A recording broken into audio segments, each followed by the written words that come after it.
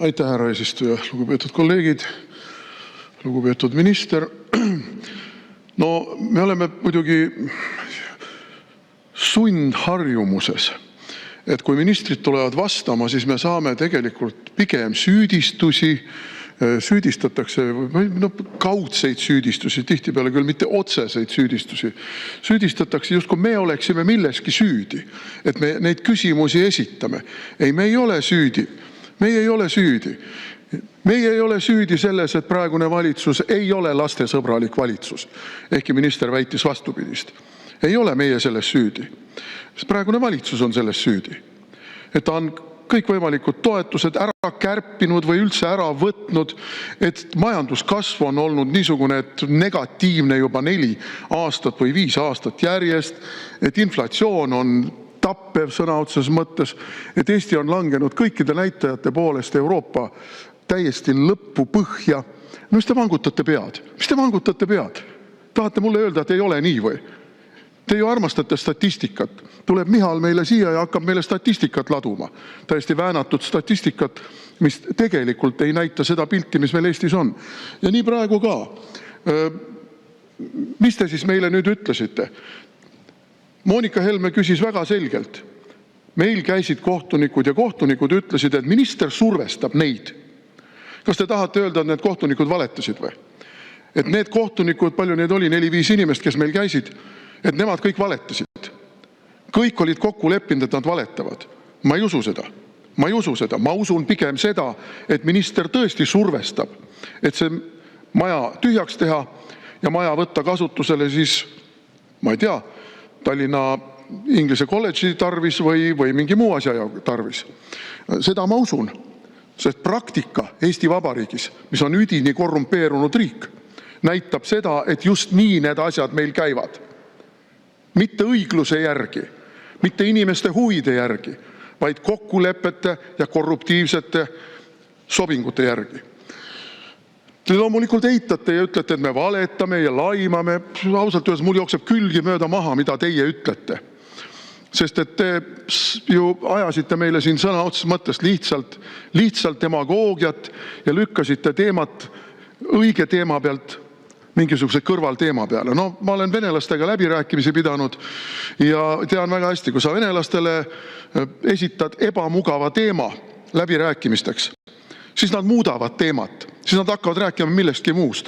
Aga te olete nüüd teinud niimoodi ja te olete nüüd süüdi selles ja kuna te olete süüdi selles, siis räägime parem sellest, aga mitte sellest, mida me tegelikult peame siin arutama. Vaat te käitute täpselt käitute nii nagu Vene diplomaadid ja mul on sellega aastate pikkuseid kogemusi. Nii et ei maksa mulle tulla rääkima, et ma ei tea, millest ma räägin. Räägite meile ajaloost. Mis ajaloost me siin räägime? Küsimus on selles, konkreetne küsimus, kas see kohtumaja tehakse tühjaks, mis põhjusel ta tehakse tühjaks ja mis tuleb asemele. Ja tuleb välja, et asemele ei tule mitte midagi. Seda kohta, kuhu nad kolima peaksid, ei ole olemas. Ja hakkate meile ajama mingit käojaani sellest, et seni kuni riik on nõus kinni maksma tühja koridore. Et riik on nõus. Ja see riik olete teie või? Et teie pole nõus enam mingit tühja koridori kinni maksma ja kasige minema siit. No see on ju täiesti ennekuulmatu häbematus. Aga teie muidugi ei saa aru. Häbematud inimesed ei saa kunagi aru, et nad on häbematud. Ja kui rääkida nüüd, lugupeetud kolleegid Keskerakonnast, Lauri Laats tõstatas selle vanalinna küsimuse, siis jah, töötasin mitu aastat tollal põllumajandus, nüüd Maaeluministeeriumis Pikal tänaval ja me kõik käisime seal ümberkaudsetes kohvikutes, restoranides söömas, võtsime vastu tihtipeale külalisi, väliskülalisi ja läksime samuti nendega välja sinna samasse, kas Laiale tänavale, Pikale tänavale, kusagile, kus oli selline kena, paluks lisaaega. 3 minutit lisaaega, palun. Ja põhimõtteliselt see sama kehtib ka teiste ministeeriumite kohta. Nüüd nad on kõik sealt tasapisi välja suitsutatud ja mis siis asemel on tulnud? Ma muidugi viskan kivi ka Keskerakonna kapsaaeda. Aga kes on aidanud kaasa sellele, et vanalinn inimestest tühjeneb? Pikaajaliselt linna juhtinud Keskerakond. Need rendihinnad, need üürihinnad Ma olen ju rääkinud paljudega, me ju tunneme inimesi, kes ettevõtjad on. Nad ju oigavad.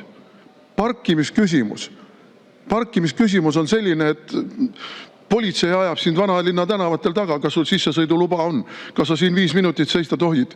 Ja see mingisugune 1,5 tundi hommikuti, et sa võid seal kaupa vedada ja no see ei lahenda ju küsimust. Nii et teil on endal ka väike patukene selles suhtes hinge peal, et Tallinnas on asjad nii nagu on. Aga kokkuvõttes tahan ma öelda seda, et ärge tulge meile rääkima, et meie oleme just nagu süüdi selles, et teie pole nõus kinni maksma rohkem tühje koridore. Kui teie olete teinud riigi nii vaeseks, et teil pole enam raha kohtumaja ülalpidamiseks, siis ei ole EKRE fraktsioon selles süüdi, ei ole Keskerakonna fraktsioon selles süüdi, ei ole üldse terve Riigikogu selles süüdi. Selles on süüdi saamatu, abitu, valesti majandav, ideoloogiliselt pime valitsus. Ja nii see lihtsalt on. Ja lõpetuseks ma tahan öelda veel ka seda, et seni, kuni see valitsus jätkab, Eestis asjad lähevad ainult halvemaks, ainult propaganda ja kritiseerijate süüdistamine, see läheb üha valjemaks ja juba me kuulemegi, et igasugune kriitika on riigivaenulikkus. Kujutad sa ette, kui me ütleme, et lõpetage see kohtunike türaniseerimine ja jätke see kohtumaja sinna, kus ta on olnud, olgu peale, et tsaariajast alates, siis me oleme riigivaenlased.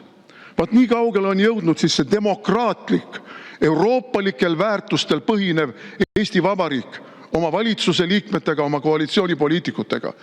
Ausalt öeldes, sellist Eestit inimesed Balti ketis seistes küll ei tahtnud. Sellist ministrit, kes nii jultunult julgeb inimestele näkku öelda, nad kindlasti ei tahtnud. Aga teie aeg lõpeb varsti. Aitäh!